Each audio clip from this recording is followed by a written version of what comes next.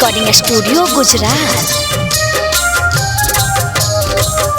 हो अब की पढ़ल कवन काम नहीं अइला रजबू। हो अब की पढ़ल कवन काम नहीं अइला रजबू। बोला कवने सबतिया पर लो भैला रजबू। बोला कवने सबतिया पर लो भैला रजबू।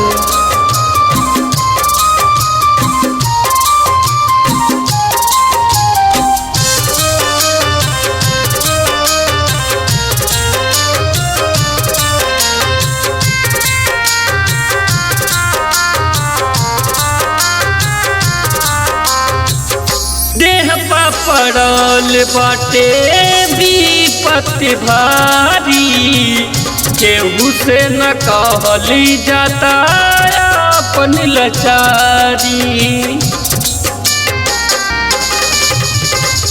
देह पड़ल बाटे विपत्ति भारी। केहू से न कहली जाता अपन लाचारी।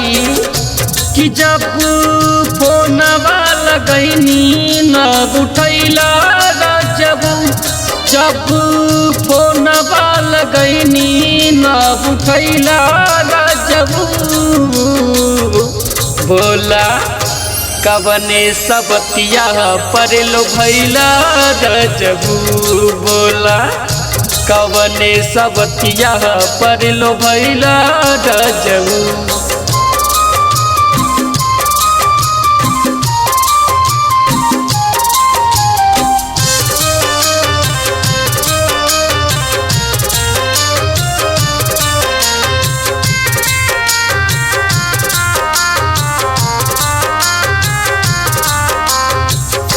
जिंदगी में आके हमरे कैला तू काल हो। आ गई ने देखा है आकाश सोनू राधे लाल हो। जिंदगी में आके हमरे कैला तू काल हो। आ गई ने देखा आकाश सोनू राधे लाल हो। कि हमरे दिलवा के धड़कन तू बढ़ैला रजबू। हमरे दिलवा के धड़कन तू बढ़ैला रजबू। बोला कवने सबतिया पर लो भैला रजबू। बोला कवने सबतिया पर लो भैला रजबू।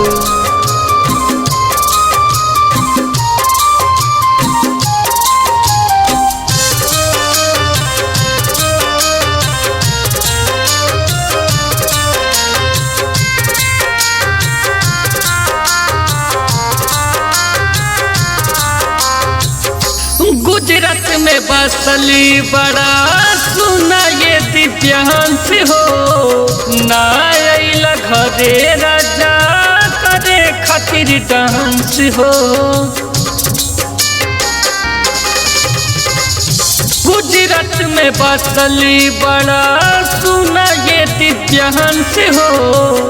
ना अइला घरे राजा करे खातिर डांस हो। कि हमरे मानवा के श्रद्धा न पुरैला रजबू। हमरे मानवा के श्रद्धा न पुरैला रजबू। बोला कवने सबतिया पर लो भैला रजबू। बोला कवने सबतिया पर लो भैला रजबू। गरिमा रिकॉर्डिंग स्टूडियो गुजरात।